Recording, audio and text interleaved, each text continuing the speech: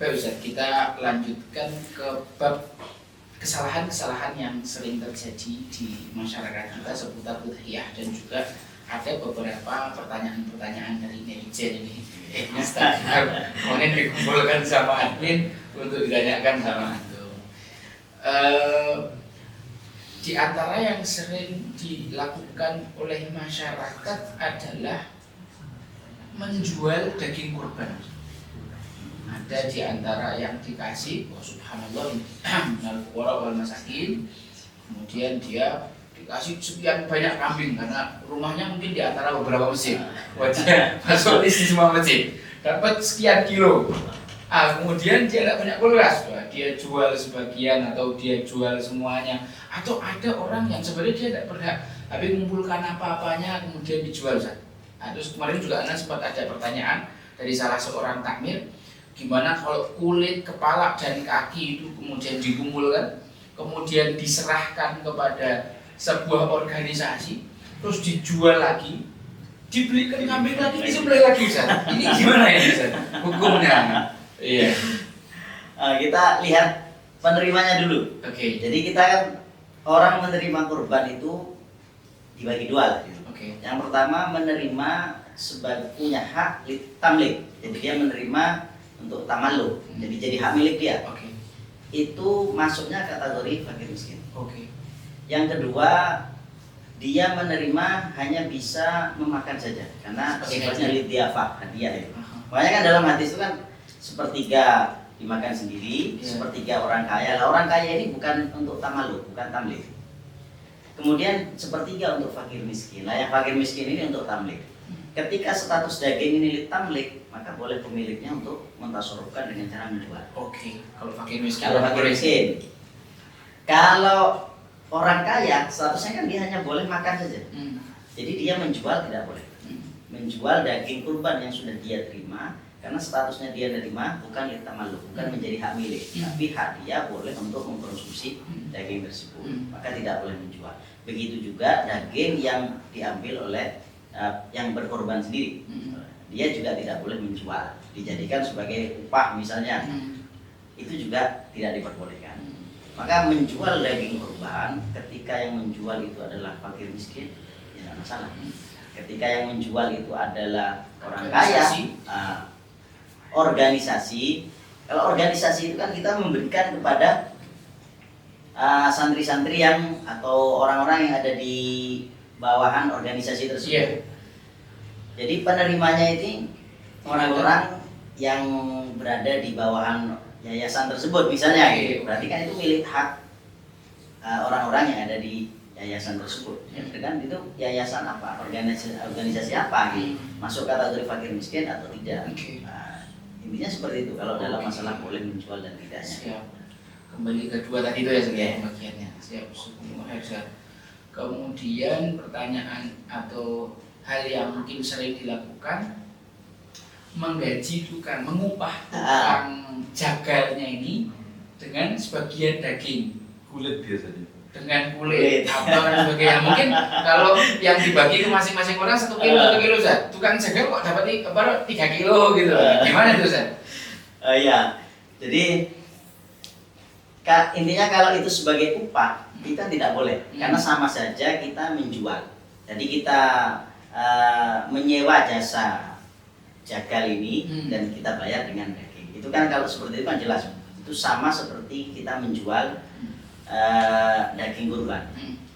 Yang boleh itu kita memberi bukan sebagai iwat, sebagai upah dari apa yang dia lakukan. Nah ini biasanya kita mensiasati. Mensiasati itu dalam arti kita memberikan ini bukan karena kamu sebagai jagalnya gitu. Ya cuman ngasih biasa. Akadnya ya seperti tentunya ya. Tapi ketika ada transaksi di awal, transaksi artinya saya ini menjagal. Kemudian bayaran dari jagal ini adalah selain uang, kemudian daging sekian. Nah, itu kan jelas itu sebagai upah. Di awal ya. Nah, seperti itu. Ya kalau sama dengan memberikan kulit tadi. Kulit mau diserahkan kepada siapa saja, terserah, yang penting bukan upah. Lah kulit ini juga begitu. Jadi masyarakat ini kalau bisa ya, kalau kita di sini tidak pernah menyerahkan kulit kepada orang yang kaya. Kenapa? Karena kulit ini pasti dijual. Makanya paling bagus kulit itu langsung diserahkan kepada fakir miskin, baik itu keseluruhan kulit atau sebagian, karena itu yang aman seperti itu.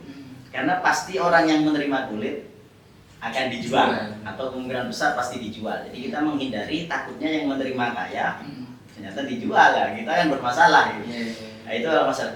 Kemudian masalah yang tadi, masalah ini kulit banyak. Kemudian kita kumpulkan, kita jual lagi. Itu kan sebenarnya kan tidak boleh kan? Karena panitia ini kan wakil dari mudhohi. Harusnya panitia itu mengikuti aturan atau syarat-syarat yang telah diberikan mudhohi. Saya mudhohi ini saya korban di sini. Kemudian penyembelihan dan lain sebagainya saya serahkan panitia. Berarti panitia bebas dalam mentasarufkan ini daging. Yang penting sesuai syariat. Atau dia memberikan syarat dengan catatan nanti hewan kurban saya ini saya minta 5 kilo untuk diberikan kepada fulan. Itu harus dilakukan oleh panitia. Karena ini syarat dari mudhohi. Selama ada kesepakatan. Kemudian masalah menjual kulit kurban ini, panitia menjual kulit kurban ini kan sebenarnya tidak boleh. Karena tidak ada izin dari mudhohi. Seandainya ada izin pun tidak diperbolehkan. Harus diserahkan kepada fakir miskin dulu kalau mau dijual. Cuma nanti setelah diterimakan kepada fakir miskin ini jadi haknya fakir miskin. Misalnya fakir miskinnya orangnya enakan gitu, ya sudah tak ambil semua, saya jual, kemudian tak kasih atau belikan kambing lagi buat makan-makan gitu. Nah itu tidak masalah. Misalnya seperti itu. Jadi biasanya biar tidak bertentangan dengan syariat yang ada, biasanya dibuat solusi. Ini ada panitia yang fakir miskin diserahkan kepada panitia. Kemudian panitia terserah panitia yang miskin tadi, dia mau menjual terserah, setelah dijual mau diambil sendiri silakan, mau dibuat bareng-bareng silakan. Atau bahkan ketika uang penjualan kulit ini bisa untuk membeli hewan kurban, kemudian dia belikan hewan kurban, akhirnya dia berkurban. Itu boleh ya. Itu karena masih ada tasrik. Ya, masih. Dapatnya banyak ya. Terus ini pertanyaan, gimana soal urunan korban ini kan mungkin hari ini rame di sosmed, ini latihan itu kan, mungkin ada teman-teman Gen Z yang masih muda mungkin fulusnya belum banyak, hanya juga ingin korban. Ada kan SD gitu. Latihan, iuran sekian, nanti belikan hewan korban. Ini gimana dari hukumnya? Kalau memang atas namanya saja. Kalau atas namanya satu orang, misalnya kambing ya, itu kan kapasitasnya untuk satu orang. Kalau di atas namakan satu orang, maka sah. Artinya yang lain itu hibah lah gitu. 5 orang ini iuran. Jadi yang 4 ini menghibahkan uangnya untuk satu orang ini diberikan. Jadi yang berkorban atas nama satu orang. Itu juga sapi. Jadi kalau misalnya lebih dari kapasitas ini tidak sah. Jadi harus kalau kambing 1 orang. Kemudian kalau sapi kan 7 orang. Jadi kapasitasnya harus tidak melebihi itu.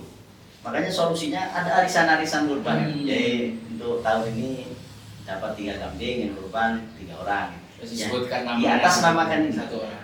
Sedangkan yang lain itu bisa masuk hibah uang atau bisa den. Tapi biasanya hibah. Tapi untuk selanjutnya kan bergantian. Tapi kalau di atas namakan jamaah itu malah tidak sah. Cuman begini, kadang panitia itu lebih senang yang tidak sahnya. Karena lebih bebas, pembagiannya lebih bebas. Kalau kurban itu kan pembagiannya harus ada aturan harus fakir miskin, ada yang ke fakir miskin dalam mentah gitu. Tidak boleh ke non muslim, tidak boleh. Tapi kalau ini, kadang orang ini kurban dari yayasan, dari organisasi apa, dari perkumpulan apa atas nama banyak orang. Fleksibel. Ini bebas. Selama mereka tidak memberikan syarat harus begini, harus begini, kita bebas sebagai panitia, yang penting harus melakukan yang terbaik. Oh ternyata ini ada non muslim biasanya dikasih ya. Kita mau ngambilkan dari daging kurban kan tidak bisa. Nah, daging yang seperti ini. Nah, kadang panitia itu senang kalau dapat kambing-kambing yang sebenarnya bukan kurban tapi latihan kurban. Masya Allah. Kemudian Ustaz, berarti boleh enggak sih seorang itu kurban misalkan atas nama fulan dan keluarga. Fulan dan keluarga. Jadi bukan fulan saja tapi fulan dan keluarga itu apa diperbolehkan? Dalam keluarga itu tanda kutip itu masuk kategori orang-orang yang berada di bawahnya dia, yang wajib dinafkahi dia. Maka sudah cukup. Jadi satu kurban untuk satu keluarga. Tapi dalam tanda kutip bukan keluarga besar. Bukan keluarga besar. Jadi orang-orang yang berada di bawahnya dia, itu kita kurban mereka sudah dapat. Nah, gitu. Makanya kan inta ada ahlul bait. Kalau ahlul baitnya ini banyak, maka kan menjadi sunat kifayah. Tapi kalau dia cuma sendirian, tidak punya keluarga, maka menjadi sunat ain. Ya, gitu. Kita berkurban atas nama keluarga, gitu. Tapi keluarganya bukan dalam masuk tanggungan kita. Itu tidak bisa. Jadi kurbannya tidak sah. Makanya paling bagus itu begini, istiraf fi thawab saja. Itu aman gitu. Tidak perlu ditulis akadnya dan padahal kambingnya cuma satu. Lebih baik istiraf fi thawab. Ini saya kurban atas nama saya. Cuman pahalanya saya buat orang tua saya, ibu saya, bapak saya, semuanya itu banyak. Itu mendapat pahala yang sama. Nah, lebih baik seperti itu karena tadi kapasitas tadi kambing untuk satu orang, sapi untuk secara hukum fikih. Yang solusinya seperti itu. Istiraf fi thawab saja. Ada pertanyaan dari jamaah Ustaz. Saya berkorban, kemudian orang tua saya miskin. Bagaimana kalau yang bagian untuk fakir miskin saya berikan pada orang tua? Bagian yang fakir miskin. Aslinya kurban itu mudah. Artinya kita itu kadang kesulitan seperti zakat itu kan tidak seperti itu. Dalam kurban itu, kalau kurban sunnah itu yang penting ada kit'ah minal lahm yang masuk ke fakir miskin. Jadi secuil daging, yang penting layak gitu. Biasanya berapa satu genggam daging yang diberikan kepada fakir miskin itu penyalurannya sudah selesai kewajibannya. Lah sisanya itu mau dimakan sendiri boleh, mau diberikan kepada orang kaya boleh. Nah dalam masalah ini ya kita lebih baik kita berikan kepada fakir miskin. Siapa yang fakir miskin kita berikan sedikit, sisanya bebas. Mau dimakan sendiri atau disediakan kepada orang tua tadi, malah itu lebih nyaman. Aslinya seperti itu kewajibannya. Jadi dalam kurban itu, kalau kurban wajib kan semua daging harus bentuk sedekah. Kalau kepada orang yang wajib kita nafkahi bukan sedekah, nafkah nanti. Kalau kurban sunat kewajibannya cuma itu, harus ada qit'atun minal lahm, sepotong daging yang diberikan kepada fakir miskin, itu kewajibannya. Selebihnya mau dihadiahkan bisa, mau dimakan sendiri juga bisa. Terserah orang yang berkurban. Kalau panitianya lalai sampai semua daging itu dijadikan hadiah semua, tidak ada yang sampai ke fakir miskin sama sekali. Nah, itu statusnya yang mudhoin gimana sih Ustaz? Lah, kebanyakan begitu. Jadi kalau kita di sini memang mendata fakir miskin. Jadi kita misalnya ada ini 300 penerima kurban misalnya dari warga sini, kita data yang fakir miskin cuma 5. Jadi kita berusaha memastikan bagaimana supaya setiap daging dari hewan kurban ini masuk ke salah satu 5 ini. Jadi kita ambil sedikit-sedikit dari misalnya 30 kambing ini kita ambil sedikit, kemudian ini kita bagi 5, kita serahkan kepada yang 5. Ini sudah selesai. Jadi kewajiban kita beres. Lalu setelahnya kita bagikan kepada siapa saja. Nah, kemudian kalau ternyata ada kesalahan seperti ini, kalau ini kan belum dipastikan kan, salah halaman atau tidak. Misalnya sudah dipastikan, oh ternyata keliru misalnya. Semua daging tidak ada yang diberikan kepada fakir miskin. Ketika keteledoran ini datangnya dari panitia, maka panitia harus mengganti. Ganti. Karena dia wakil. Kan statusnya wakil itu kan dia harus bertanggung jawab ketika dia tafrid, ketika dia taksir di dalam menjalankan apa yang diwakilkan. Makanya dalam hal ini harusnya berhati-hati. Aslinya kita membahas begini. Ini kan kita di pondok gitu. Lah santri ini statusnya sudah balik semua gitu. Ini mestinya sudah masuk kategori fakir semua. Miskin gitu. Mestinya dibagi santri cukup gitu. Cuman kita masih was-was lah gitu. Santri sedang saya masukkan fakir miskin saja biar warga yang masuk fakir miskin. Jadi kita ngambil dari sepotong dari setiap hewan kurban yang memang ini kita serahkan kepada fakir miskin biar supaya jelas ada yang tersalurkan dari setiap kurban ini kepada fakir miskin. Setelahnya selanjutnya bebas. Seperti itu. Ada pertanyaan dari netizen, Ustaz. Kurban itu sebenarnya hukumnya wajib apa sunnah? Itu sebenarnya ada perbedaan di antara para ulama, antar madhab ya. Ya. Ada yang mengatakan wajib, ada yang mengatakan sunnah. Karena memang banyak perintah kurban. Cuman dari Nabi banyak, hadis-hadisnya banyak. Cuman kalau dalam madhab Syafi'i itu istimbat beliau dari dalil-dalil itu hukumnya sunat muakkad. Oke. Sunat muakkad dan bisa menjadi wajib kalau dinadari. Oke. Kalau madhab lain ada yang mewajibkan seperti Imam Abu Hanifah itu mewajibkan. Kalau dalam madhab Syafi'i hukumnya sunat muakkad. Makanya kurban ini lebih utama daripada sedekah biasa. Kalau orang punya hewan ini, kita sembelih, kita sedekahkan. Itu orangnya kan dapat pahala sedekah. Tapi kalau orang berkurban, itu kan dia berkurban, dia kan satu dapat pahala kurban secara utuh. Kedua, kalau itu disodakakan semua, dapat pahala sedekah secara utuh. Kalau yang disodakakan sebagian, dia dapat pahala sedekah sebagian. Tapi pahala kurban dia sudah dapat utuh. Nah, makanya kurban ini lebih utama daripada sedekah karena ada yang mengatakan wajib. Nah, bahkan kalau dia belum akikoh dan dia mau kurban padahal belum akikoh, sebagian ulama mengatakan lebih baik kurban dulu. Kenapa? Karena kurban ada kila biwujubiha. Ada yang mengatakan wajib. Sedangkan akikoh tidak. Kalau kurban ini ada ulama yang mengatakan wajib sehingga lebih kuat daripada akikoh.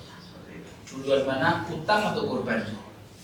Utang atau kurban, lihat utangnya dulu.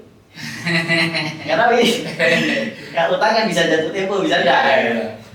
Kalau di kitab minhaj itu, orang yang punya utang, kemudian sudah jatuh tempo, itu kan hukumnya makruh, dia bersedekah. Orang punya utang, utangnya sudah jatuh tempo, tapi belum dibayar, itu kan bersedekah, hukumnya makruh. Wakilah bitahrimiha gitu. Ada yang mengatakan haram karena dengan sebab dia bersedekah tidak bisa membayar utang. Kewajiban. Maka dalam masalah ini kita lihat kalau dia masih bisa bayar utang atau utangnya belum jatuh tempo, utangnya belum jatuh tempo atau sudah jatuh tempo tapi dia bisa bayar, nah, dia mau berkurban maka tidak masalah. Tapi kalau keadaannya dia mau kurban, utangnya sudah jatuh tempo, dia tidak punya uang untuk membayar utang, maka ya harusnya bayar utang dulu. Karena ada yang mengatakan sedekah dari makruh ketika dia dalam keadaan punya hutang dan sudah jatuh tempo, ada yang mengatakan haram. Siap. Kemudian bolehkah berkurban dilakukan atas nama orang tua kita yang sudah meninggal? Ini dalam ulama kita ada dua pendapat karena pandangan yang berbeda. Pertama, ini yang kuat, ini mengatakan tidak boleh. Karena sama seperti kita melakukan ibadat atas nama orang lain itu tidak diperbolehkan kecuali orang yang bersangkutan memberi izin. Makanya menurut pendapat ini boleh kita berkurban anil mayyit atau an ghairihi apabila ada izin atau yang meninggal sudah memberi wasiat. Kemudian pendapat yang kedua mengatakan boleh dan sah. Ini di luar madhab kita banyak yang berpendapat ini. Boleh dan sah, alasannya kenapa? Karena kurban ini termasuk dhurbun minas sedekah, bagian dari sedekah. Nah, kita sedekah atas nama orang yang mati dan tidak apa-apa. Nah, kurban ini bagian dari kita bersedekah atas nama orang yang meninggal dunia. Maka karena beda pandangan, beda alasan ini muncul dua pendapat. Ada yang mengatakan tidak boleh kecuali dapat izin, ada yang mengatakan boleh karena alasan dari dhurbun minas sedekah. Oke, Ustaz, bolehkah menggabungkan kurban dan akikoh dalam satu niat? Imam Ibnu Hajar tidak boleh. Kalau alasannya beliau karena ini ada ibadah maksudah. Kurban ibadah maksudah, akikah ibadah maksudah. Sama-sama ibadah yang memiliki tujuan sendiri. Sama seperti sholat, kalau sholat sunat ini punya tujuan tersendiri, kan tidak boleh digabungkan. Ya. Sholat ba'diyah isya sama sholat witir, kan maksudah semua. Tapi menurut Imam Romli tidak apa-apa. Dan banyak para ulama yang memperbolehkan karena tujuannya satu. Sama-sama iraqatul dam, sama-sama mengalirkan darah, sama-sama menyembelih, maka ini digabung tidak masalah. Jadi kita punya satu kambing, mau kita niati kurban plus akikah, itu tidak masalah mengikuti pendapat yang kedua, karena alasannya tadi, karena tujuannya sama. Kemudian Ini pertanyaan yang ya walaupun saya ingat dari netizen tetap tanya. Ah. Kenapa kita jika berkorban sapi bisa patungan, sedangkan kambing atau domba tidak? Susah ini. Tadi Lanjutkan. kapasitas tadi ya. Karena kalau sapi kan untuk 7 orang. Yeah. Kalau kambing kan cuma 1 orang, jadi harus 1 nama. Hmm. Kalau kambing harus 1 nama, kalau kambing kan boleh 7 nama. Jadi patungan 7 orang.